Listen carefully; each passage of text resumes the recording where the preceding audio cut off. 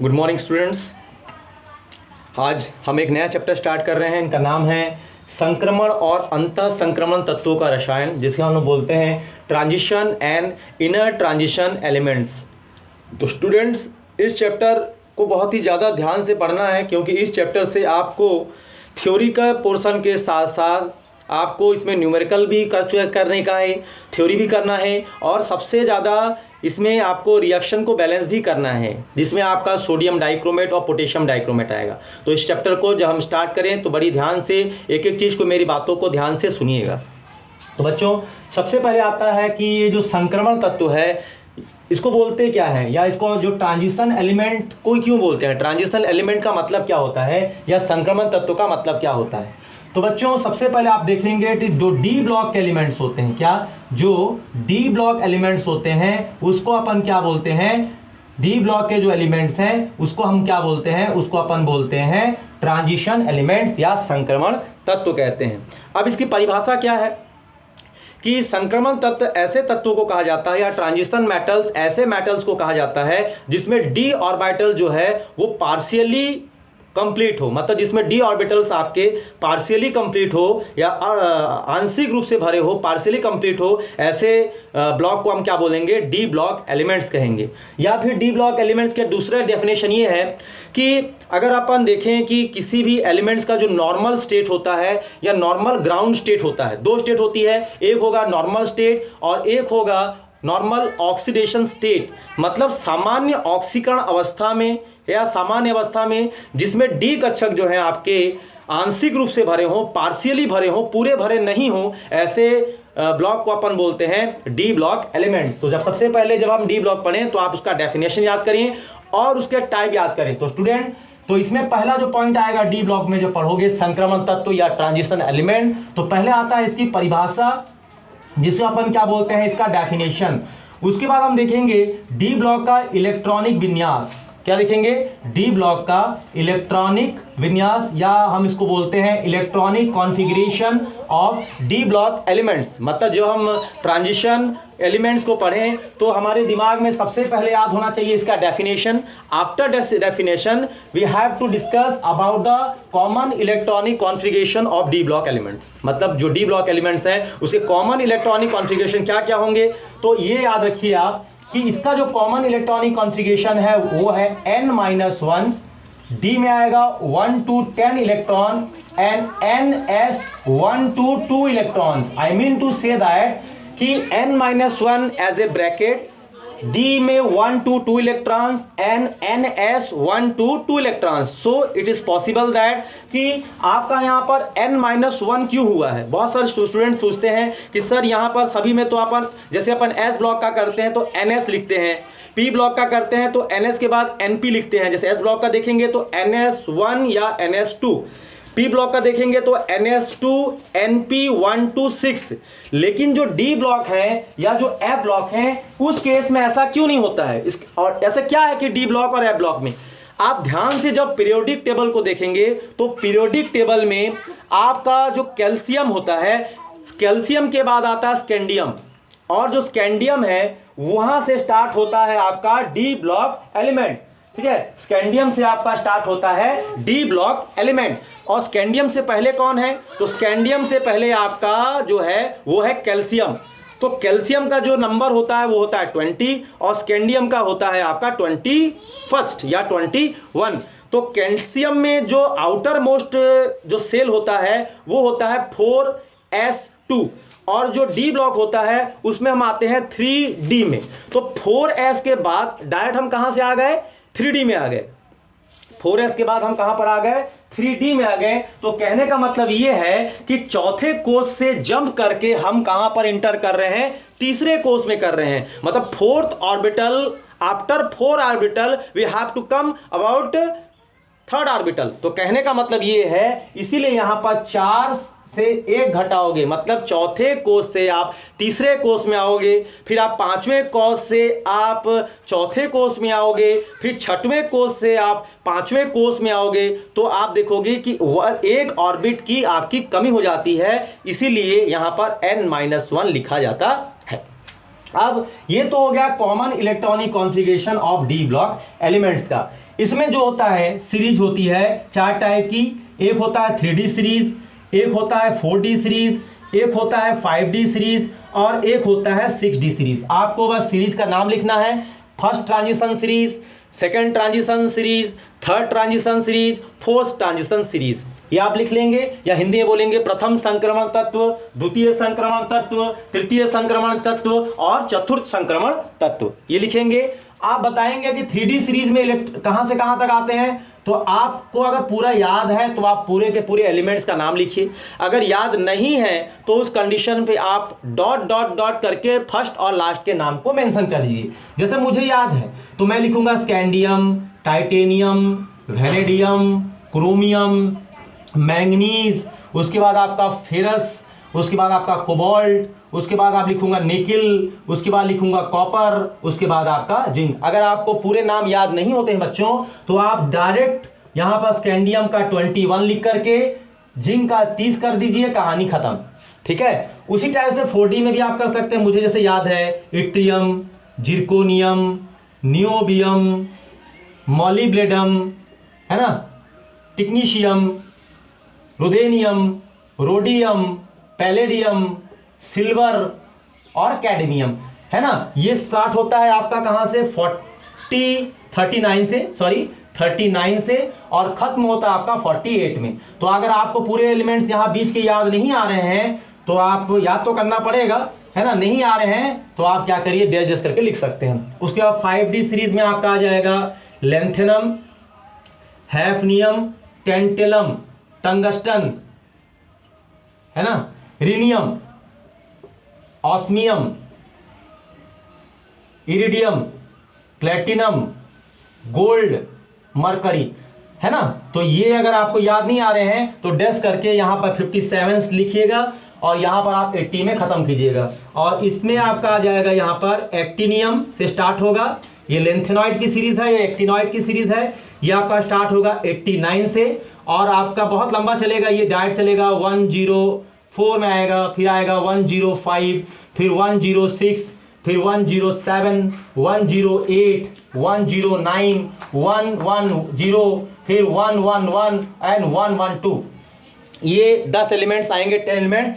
इसका नाम का जो तरीका है इसको मॉडर्न तरीके से आप याद कर सकते हैं।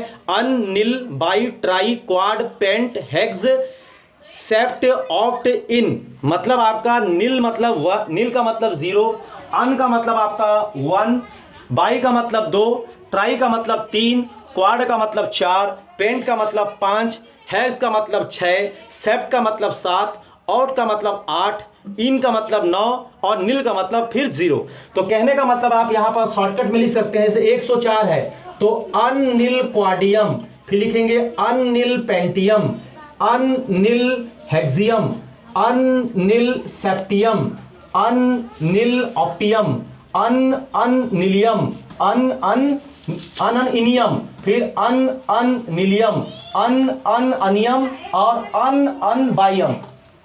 तो ये आप अगर आपको इतने याद नहीं होते हैं तो आप शुरू का नाम लिखिए और लास्ट का नाम लिखिए और बीच में आप क्या कर दीजिए, ऐसे करके डैश कर दीजिए। तो बच्चों मुझे लगता है कि ये वीडियो आपको समझ में आ रहा होगा। ये तो सामान्य इंट्रोडक्शन हुआ किसके बारे में, ये मैंने बताया कि डी ब्लॉक के एलिमेंट्स का कहते किसको हैं, डी ब्लॉक के एलिमेंट्स का जो इलेक्ट्रॉनिक कॉन्फ़िगरेशन कॉमन होता है वो किसके होता है, और डी ब्लॉक एलिमेंट में मैंने आपको बताया कि बहुत सारे एलिमेंट्स के नाम यहाँ लिख दिए।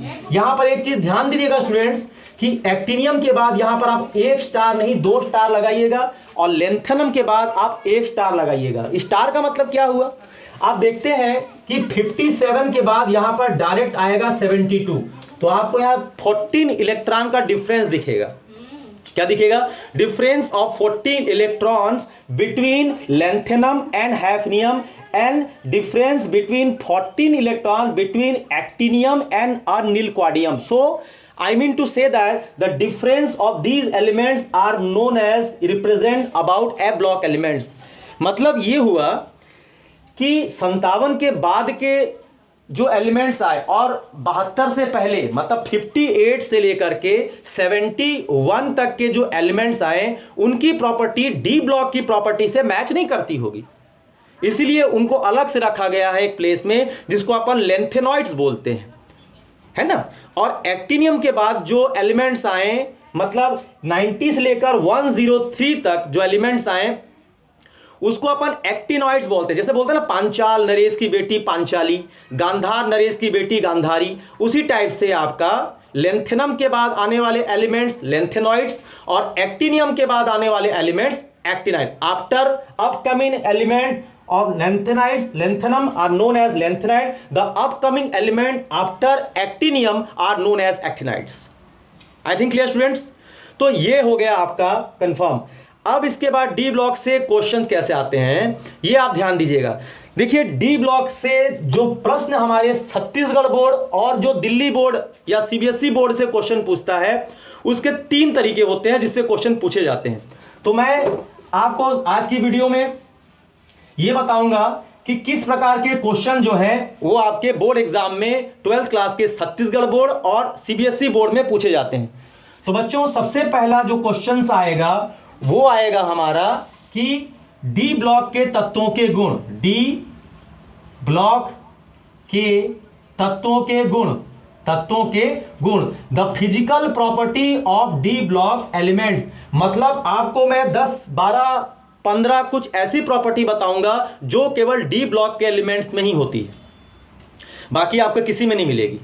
ठीक है, तो वो प्रॉपर्टी आप गिव रीजन, मतलब कारण बताइए कि क्वेश्चंस में आते हैं। जैसे आपके 111 मार्क्स के 3 क्वेश्चन दे दिए और बोलेगा गिव रीजन, कारण बताइए कि डी ब्लॉक के एलिमेंट्स ऐसे क्यों होते हैं, डी ब्लॉक के एलिमेंट्स को इस काम में क्यों लिया जाता है, why d block elements are good catalyst, why d block element form colourful compound, why d block element form a coordination complex, why d block element form a good alloys, why d block elements form metallic as well as the covalent bond, why d block element contain a lot of unpaired of electrons, why d block elements act as a good catalyst as compared to the another catalyst। समझ रहे हो मैं क्या बोल रहा हूं। तो D block elements की जो प्रॉपर्टी होगी वो प्रॉपर्टी 10 से 12 प्रॉपर्टी आपको पढ़नी है। दूसरा आपको पढ़ना है ऑक्सीकारक गुण, जिसको इंग्लिश में बोलते हैं ऑक्सीकारक गुण, या इसका पढ़ना ऑक्सीडाइजिंग प्रॉपर्टी, या पढ़ना इसका ऑक्सीडाइजिंग प्रॉपर्टी या ऑक्सीडाइजिंग कैरेक्टर। तो इसमें आपको बच्चों इससे क्वेश्चन ज्यादा पूछा जाता है, 3 मीडियम में पूछता है। तो इसमें 2 नाम बहुत ही फेमस है, एक है पोटाशियम डाइक्रोमेट K2Cr2O7 और एक नाम है आपका KMnO4। समझ रहे हो क्या बोल रहा हूं मैं, मतलब ये जो पोटेशियम डाइक्रोमेट, सॉरी इसका नाम लिख देता हूं मैं, इसका नाम है पोटाशियम डाइक्रोमेट, इंग्लिश में भी यही बोलते हैं पोटाशियम डाइक्रोमेट, और एक नाम है आपका पोटेशियम परमैग्नेट। तो ये 2 जो नाम मैंने लिखे पोटेशियम डाइक्रोमेट और पोटेशियम परमैग्नेट, ये क्वेश्चन इसके जो ऑक्सीडाइजिंग कैरेक्टर से क्वेश्चन आपका अक्सर आता है, 3 मीडियम में पूछता है। ज्यादातर आपका पूछता है एसिडिक मीडियम में, एक पूछेगा अम्लीय माध्यम में, क्या पूछेगा आपका, एक अम्लीय माध्यम में, एक आपका पूछेगा क्षारीय माध्यम में, अम्लीय माध्यम मतलब एसिडिक मीडियम, क्षारीय माध्यम मतलब बेसिक मीडियम, और एक पूछेगा आपका उदासीन माध्यम में, न्यूट्रल मीडियम। तो इसमें सबसे ज्यादा इंपॉर्टेंट है आपका अम्लीय माध्यम है, पोटेशियम डाइक्रोमेट का और पोटेशियम परमैग्नेट का। मतलब पोटेशियम डाइक्रोमेट और पोटेशियम परमैग्नेट के जो क्वेश्चंस आएंगे वो ज्यादातर आपका क्या आएगा, किससे आएगा, इसी मीडियम से आपके क्वेश्चंस पूछेगा। किस मीडियम से, अम्लीय माध्यम, क्षारीय माध्यम से किस प्रकार हमारा ये बनाया जाता है। ठीक है, ये दूसरा हो गया टॉपिक। तीसरा टॉपिक आएगा, ठीक है, इसी में तीसरा टॉपिक आएगा कि कलरफुल कंपाउंड निकालने के लिए कौन सा कंपाउंड जो है कलरफुल होगा, कौन सा कंपाउंड कलरफुल नहीं होगा। ठीक है, मतलब आपका रंग पहचानना, रंग पहचानना, कलर पहचानना, ठीक है, ये आता है कलर पहचानना। आपका क्वेश्चन आएगा कलर कैसे पहचानेंगे, ये क्वेश्चन आता है। इसके बाद ठीक है प्रिपरेशन, चौथा तरीका आएगा प्रिपरेशन। किसका प्रिपरेशन, बहुत ज्यादा इंपॉर्टेंट, वेरी आईएमपी, रट लीजिएगा। किसका, K2Cr2O7 और KMnO4 का बनना, K2Cr2O7 और KMnO4 का बनना, मतलब पोटेशियम डाइक्रोमेट और पोटेशियम पर मैग्नेट को कैसे प्रिपेयर किया जाता है, कैसे उसको बनाया जाता है। ठीक है, ये क्वेश्चंस बहुत ज़्यादा आता है बच्चों, इसको आप अच्छी तरह करिएगा, मैं इसको वीडियो में अच्छी तरह क्लियर भी करूंगा। ठीक है, इतना करने के बाद इसी में आपको थोड़ा सा पढ़ना है। ठीक है, अणुभार निकालना, क्या पढ़ना है, तुल्यांकी भार, सॉरी अणुभार मत कीजिएगा, तुल्यांकी भार निकालना। ठीक है, इसको हम बोलते हैं इक्विवेलेंट वेट निकालना, है ना। इक्विवेलेंट वेट कैसे निकालते हैं मैं आपको एसिडिक मीडियम में, बेसिक मीडियम में और न्यूट्रल मीडियम में तीनों आपको बता दूंगा कि कैसे आपका इसका निकाला जाता है। उसके बाद अगला टॉपिक जो पूछेगा वो पूछेगा अम्लीय और क्षारीय ऑक्साइड, अम्लीय एवं क्षारीय ऑक्साइड, एसिडिक और बेसिक ऑक्साइड से, मतलब कि आपके पास डी ब्लॉक एलिमेंट जब ऑक्सीजन से रिएक्शन करेंगे तो बहुत सारे ऑक्साइड फॉर्म करेंगे। जब डी ब्लॉक एलिमेंट आपका रिएक्शन करेंगे किससे, ऑक्सीजन से, तो वे क्या फॉर्म करेंगे, बहुत सारे ऑक्साइड फॉर्म करेंगे। क्या फॉर्म करेंगे, बहुत सारे ऑक्साइड फॉर्म करेंगे। तो उसमें आपको पता लगाना है कि अगर आपके पास कोई एलिमेंट है, ठीक है, और अगर वो लेफ्ट साइड में है पीरियोडिक टेबल में, अगर वो ऑक्साइड फॉर्म कर रहा है तो वो ऑक्साइड अम्लीय ऑक्साइड होगा, मतलब एसिडिक ऑक्साइड होगा, या फिर आपका क्या होगा, बेसिक ऑक्साइड होगा। ठीक है, आपका एसिडिक ऑक्साइड होगा या बेसिक ऑक्साइड होगा। उभयधर्मी ऑक्साइड भी बताएंगे कि जो एसिड और बेस के बीच में रहेगा, ठीक है, उसको अपन क्या बोलते हैं, उभयधर्मी ऑक्साइड या एम्फोटोरिक ऑक्साइड्स। ये आपको बताना सिखाएगा आपको हम वीडियो में। उसके बाद इस टॉपिक का जो सबसे लास्ट, इतना करने के बाद जो सबसे लास्ट टॉपिक आता है वो आता है आपका, है ना, लेंथेनाइड्स और एक्टिनाइड्स। मैं इसको मिटा रहा हूं, इतने आपको नोट कर लीजिएगा। उसके बाद जो लास्ट टॉपिक पढ़ेगा, है ना, इस वीडियो को जो सबसे लास्ट टॉपिक रहेगा वो रहेगा आपका लेंथेनाइड्स और एक्टिनॉइड। लेंथेनाइड एवं एक्टिनाइड, लेंथेनाइड और एक्टिनाइड, ये सबसे मेरी लास्ट वीडियो रहेगी।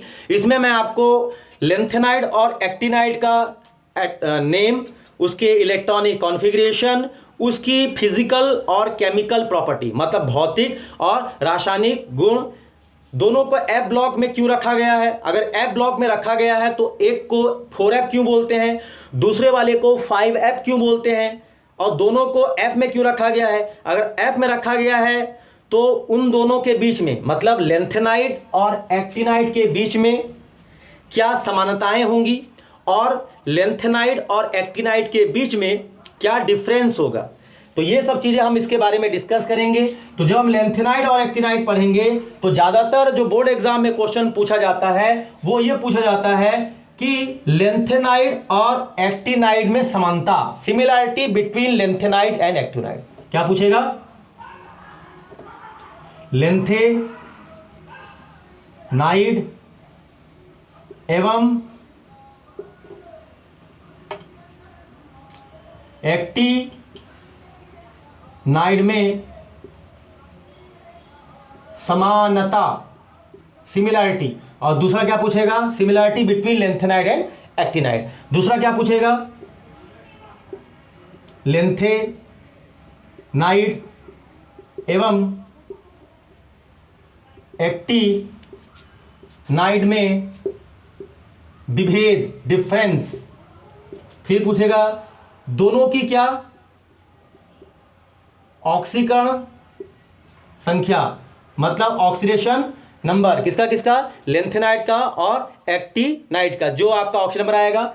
उसके बाद आएगा दोनों के रासायनिक गुण, क्या, रासायनिक गुण, केमिकल प्रॉपर्टी, रासायनिक गुण किसके, दोनों के, केमिकल प्रॉपर्टी ऑफ लेंथेनाइड और केमिकल प्रॉपर्टी ऑफ एक्टिनाइड। मतलब लेंथेनाइड क्या है, लेंथेनाइड की क्या क्या केमिकल प्रॉपर्टी होती है, जैसे सॉल्युबिलिटी, जैसे विलेयता क्या है ना, कैसे सॉल्युबिलिटी कैसे होती है, ऑक्साइड में कब कैसे घुलते हैं, किस में डिजॉल्व होते हैं, किस में डिजॉल्व नहीं होते हैं। और लेंथेनाइड क्या, जैसे D block elements oxide form करते हैं, क्या लेंथेनाइड्स और एक्टिनाइड में ऑक्साइड बनाने की कैपेसिटी होती है क्या, और होती है तो किस में ज़्यादा होती है। लेंथेनाइड में जो कॉमन ऑक्सीडेशन नंबर होता है वो क्या होता है, एक्टिनाइड में जो कॉमन ऑक्सीडेशन नंबर होता है वो क्या होता है। वो सब देखेंगे। उसके बाद सबसे जो है इसमें एक और टॉपिक पढ़ेंगे, लेंथेनाइड संकुचन, लेंथेनाइड कंस्ट्रक्शन, लेंथेनाइड कंस्ट्रक्शन या लेंथेनाइड संकुचन, लेंथेनाइड कंस्ट्रक्शन बोलते हैं इसको इंग्लिश में। तो ये जो रहे, ये हमारा क्या आ गया, लेंथेनाइड और एक्टिनाइड से हमको इन टॉपिक्स को जो है कवर करके चलना है जब हम पढ़ें, ठीक है। तो ये भी देखें, और एक चीज और देख लेंगे इसमें, क्रियाशीलता, लास्ट देखेंगे रिएक्टिविटी, क्या देखेंगे लास्ट में, देखेंगे इसकी क्रियाशीलता या क्या देखेंगे इसकी रिएक्टिविटी। तो ये हुआ इस पार्ट का पूरा एक खाका, एक ब्यौरा, एक डिटेल कि हमको इस चैप्टर में इतनी चीज़ें पढ़नी है। आज की जो हमारी ये वीडियो है वो जनरल उन बच्चों के लिए है जो इस पार्ट को जानना चाहते हैं कि इस पार्ट में हमको क्या क्या टॉपिक्स को कवर करना है। मैंने जो इतने भी नाम बोले, जो भी चीज़ बोला, उन सभी टॉपिक को आपको इस चैप्टर में कवर करना है। ये पूरा का पूरा मैंने आपको सिलेबस बताया है। डी और ए ब्लॉक एलिमेंट्स में आपको इन्हीं सब चीज़ों को पढ़ना है। अब रही बात कि इतने सारे टॉपिक्स में क्या क्वेश्चंस आएंगे, तो क्वेश्चन देखो कुछ भी आ सकता है। ज़्यादातर क्वेश्चंस आपके या तो आपको गिव रीजन से आता है, कारण बताइए। दूसरा आता है आपका टाइट्रेशन से, मतलब आपका ऑक्सीकारक गुण से, मतलब oxidising character of potassium dichromate and potassium permanganate से। तो अभी मैं आपको पहले तो कुछ गिव रीजन के क्वेश्चंस के बारे में बता दूं कि क्वेश्चंस कैसे आते हैं, है ना। तो देखिए अभी की हमारी जो आज की वीडियो है इसमें मैं आपको क्वेश्चंस बता देता हूं कि डी ब्लॉक एलिमेंट से आपके कैसे क्वेश्चंस आएंगे। सबसे पहले आएगा, जैसे मैं जो बोल रहा हूं उस क्वेश्चन को आप नोट करते जाइएगा। सबसे पहले आएगा कि डी ब्लॉक के तत्व अच्छे उत्प्रेरक होते हैं क्यों। क्वेश्चन आएगा, डी ब्लॉक के तत्व अच्छे उत्प्रेरक होते हैं क्यों। तो इसका जो रीज़न है कि डी ब्लॉक के तत्व एक अच्छे उत्प्रेरक क्यों होते हैं, इसको अपने शब्दों में लिखना है। तो लिखोगे कि डी ब्लॉक के जो एलिमेंट्स होते हैं वो अच्छे कैटलिस्ट इसलिए होते हैं, अच्छे उत्प्रेरक इसलिए होते हैं क्योंकि ये जो एक्टिवेशन एनर्जी होती है, जो आपकी सक्रियण ऊर्जा होती है, उसको कम कर देते हैं। एक्टिवेशन एनर्जी का मतलब होता है कि किसी भी रिएक्शन को कंप्लीट करने के लिए उस रिएक्टेंट को एक बैरियर को पार करना पड़ता है, क्रॉस करना पड़ता है। वो बैरियर जो है एक्टिवेशन एनर्जी, मतलब जैसे मान लीजिए आपके पास एक पहाड़ है और आप उस पहाड़ के उस पार जाना चाहते हैं, तो सबसे पहले आपको उस पहाड़ की चोटी में पहुंचना पड़ेगा। तो एक्टिवेशन एनर्जी आपका हमेशा कम होना चाहिए। किसी भी रिएक्शन को होने के लिए आपकी जो एक्टिवेशन एनर्जी है या जो आपकी सक्रियण ऊर्जा है उसका मान हमेशा क्या होना चाहिए, कम होना चाहिए। तो डी ब्लॉक एलिमेंट्स एक अच्छे कैटलिस्ट इसलिए होते हैं क्योंकि डी ब्लॉक एलिमेंट्स को हम इसलिए लेते हैं क्योंकि इनकी जो सक्रिय ऊर्जा होती है, मतलब ये जो है सरफेस एरिया को कम कर देते हैं। क्या कर देते हैं, सरफेस एरिया को कम कर देते हैं। और साथ ही साथ बताया जाएगा कि एक्टिवेशन एनर्जी भी इनकी कम होती है, मतलब इनकी जो एक्टिवेशन एनर्जी है, सक्रिय ऊर्जा है, वो क्या होती है, कम होती है। तो किसी भी रिएक्शन से प्रोडक्ट बनाने के लिए इनको कोई प्रॉब्लम नहीं होती है, ठीक है। और डी ब्लॉक के जो एलिमेंट्स हैं, जिसमें आपने नाम देखा होगा पोटेशियम क्लोरेट, है ना, पोटेशियम क्लोरेट। तो इसमें अगर हम देखेंगे तो इसमें MnO2 का उपयोग किया जाता है। Mn एक डी ब्लॉक एलिमेंट है, ठीक है। तो इसको इसलिए मिलाया जाता है क्योंकि ये एक्टिवेशन एनर्जी को कम करते हैं और सरफेस एरिया को या पृष्ठ के क्षेत्रफल को बढ़ाने का काम करते हैं। इसीलिए हम डी ब्लॉक के एलिमेंट्स को एक अच्छे कैटलिस्ट के रूप में करते हैं। याद रखिएगा बच्चों, जब क्वेश्चन आता है कि दूसरा क्वेश्चन है जिंक, कैडमियम और मरकरी, है ना, जिंक, कैडमियम और मरकरी, इनको डी ब्लॉक का एलिमेंट नहीं माना जाता। तो क्वेश्चन यह आएगा कि जिंक, कैडमियम और मरकरी को डी ब्लॉक का एलिमेंट क्यों नहीं माना जाता। तो आप बताएंगे कि इनके डी कक्षक जो हैं, इनके जो डी ऑर्बिटल्स हैं वो पूरी तरह से कंप्लीट है। और डेफिनेशन ये बोलता है कि जिसके डी ऑर्बिटल पूरी तरह से कंप्लीट होते हैं उनको हम डी ब्लॉक का एलिमेंट नहीं बोलते हैं। डी ब्लॉक का एलिमेंट हम उन एलिमेंट्स को बोलते हैं, या संक्रमण तत्व या ट्रांजिशन एलिमेंट्स, हम उन एलिमेंट्स को बोलते हैं जिसमें डी ऑर्बिटल जो है वो पूरी तरह से हल्का फुल्का भरा हो, जबकि पूरी तरह से कंप्लीट नहीं हो। ये क्वेश्चन अक्सर पूछा जाता है बोर्ड एग्जाम में, ठीक है। उसके बाद जो क्वेश्चन पूछेगा कि जो हम कोऑर्डिनेशन केमिस्ट्री पढ़ते हैं, अगला क्वेश्चन ये है कि डी ब्लॉक के जो एलिमेंट्स होते हैं वो कॉम्प्लेक्स का फॉर्मेशन कैसे करते हैं, संकुल का निर्माण कैसे करते हैं। आपने देखा होगा इससे पहले मैंने जो आपको चैप्टर पढ़ाया था उसका नाम था केमिस्ट्री ऑफ कोऑर्डिनेशन कंपाउंड्स, उप सहसंयोजी यौगिकों का रसायन। तो मैंने आपको दिखाया था कि जितने भी कॉम्प्लेक्स हैं, जैसे मान लीजिए नाम है पोटेशियम हेक्सासाइनोफरेट, टेट्रासाइनोनिक्लेट, टेट्राक्लोरोक्यूपरेट, तो निकिल, कॉपर, जिंक, है ना, ये सब क्या है, ये सब डी ब्लॉक के एलिमेंट्स हैं। और डी ब्लॉक के एलिमेंट्स को अपन कोऑर्डिनेशन केमिस्ट्री में ज्यादा यूज करते हैं। क्या रीजन हो सकता है इसका, क्या रीजन हो सकता है कि डी ब्लॉक के एलिमेंट्स को ही अपन कोऑर्डिनेशन केमिस्ट्री में ज्यादा यूज करते हैं? तो इसके दो रीजन हैं। आप बच्चों याद रखिएगा कि डी ब्लॉक का जब हम कॉम्प्लेक्स देखते हैं तो डी ब्लॉक के एलिमेंट्स ही कॉम्प्लेक्स का फॉर्मेशन क्यों करते हैं, इसके पीछे दो रीजन है। पहला रीजन कि डी ब्लॉक के जो एलिमेंट्स होते हैं उसके जो परमाणु का आकार होता है, उसकी जो एटॉमिक साइज होती है वो बहुत ही स्मॉल होती है। डी ब्लॉक के एलिमेंट्स की जो एटॉमिक साइज होती है वो बहुत ही स्मॉल होती है। तो बहुत ही स्मॉल होने के कारण क्या करते हैं, ये जो नेगेटिव लिगैंड्स होते हैं, जो कोऑर्डिनेशन केमिस्ट्री में आपने लिगैंड के बारे में पढ़ा है, तो साइज छोटे होने के कारण उसका जो नाभिकीय आवेश होगा, डी ब्लॉक के एलिमेंट पर जो नाभिकीय आवेश होगा, जो न्यूक्लियर का चार्ज होगा, वो बहुत ज़्यादा बढ़ जाता है। तो जिस पर जितना ज़्यादा न्यूक्लियर चार्ज बढ़ता है वो उसके पास उतनी कैपेसिटी होती है कि वो इलेक्ट्रॉन को क्या कर सकता है, अपनी ओर अट्रैक्ट कर सकता है। ये पहला कारण है। दूसरा कारण ये होता है कि डी ब्लॉक के एलिमेंट्स कॉम्प्लेक्स इसलिए भी बनाते हैं क्योंकि लिगेंड का काम क्या होता है, इलेक्ट्रॉन पेयर को डोनेट करना, और मेटल का काम क्या होता है, डोनेट किए गए इलेक्ट्रॉन पेयर को क्या करना, एक्सेप्ट करना।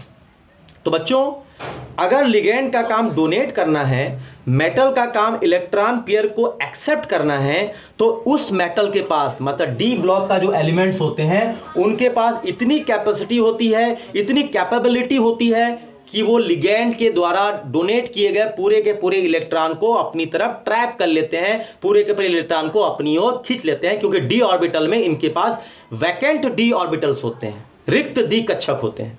ये क्वेश्चन बहुत आता है, ठीक है। तो ये हुआ दूसरा क्वेश्चन। तीसरा क्वेश्चन ये है कि डी ब्लॉक के तत्वों के गलनांक और क्वथनांक उच्च क्यों होते हैं, मतलब why the melting and the boiling point of d block elements are so high, क्यों होता है? अब देखिए मेल्टिंग और बॉइलिंग पॉइंट के लिए क्या जरूरी है। सबसे बड़ी बात, अगर किसी के गलनांक का मान उच्च आ रहा है, किसी के क्वथनांक का मान उच्च आ रहा है, किसी की मेल्टिंग पॉइंट हाई हो रही है, किसी की बॉइलिंग पॉइंट हाई हो रही है, इसका मतलब वो मेटल है, धातु है।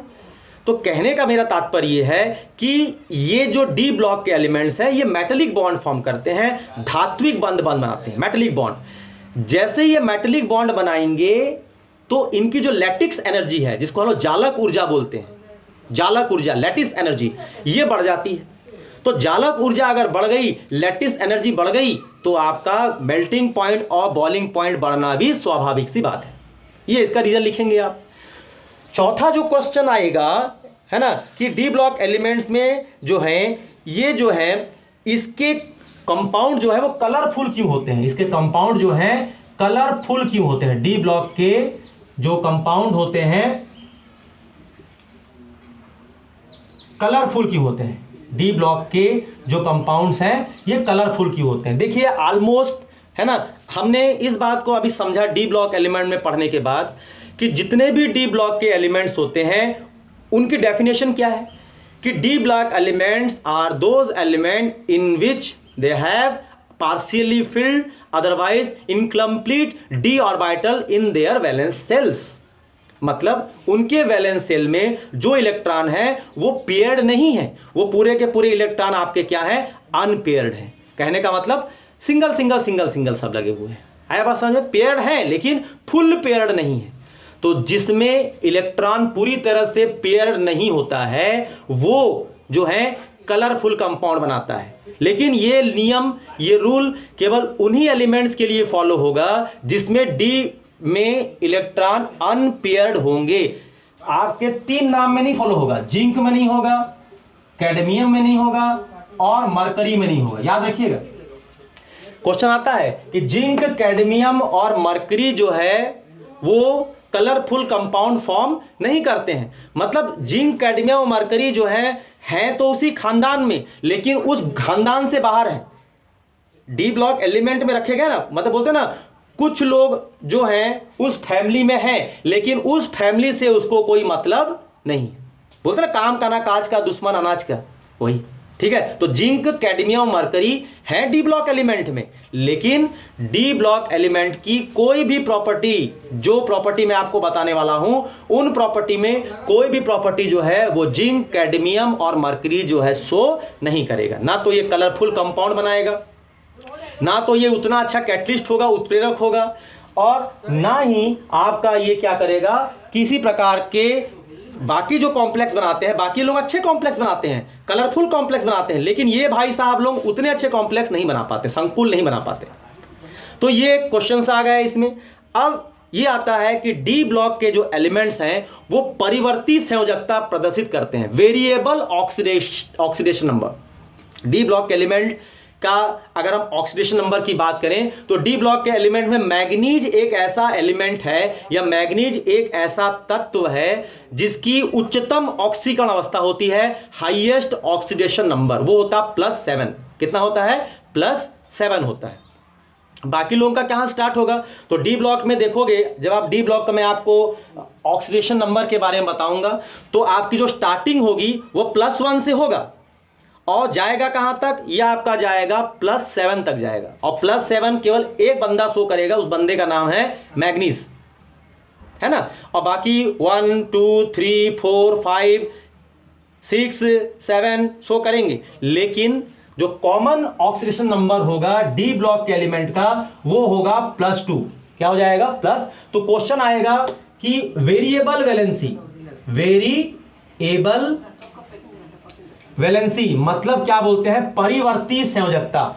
देखिए क्या होता है, किसी की अगर हमको संयोजकता का निर्धारण करना है, वैलेंसी को डिटरमाइन करना है, तो हम उसके आउटर मोस्ट सेल से जो इलेक्ट्रॉन होता है उसको रिलीज कर देते हैं। सही हूं मैं भाई? हमको किसी की वैलेंसी को डिटरमाइन करना है तो जनरली अभी तक हमने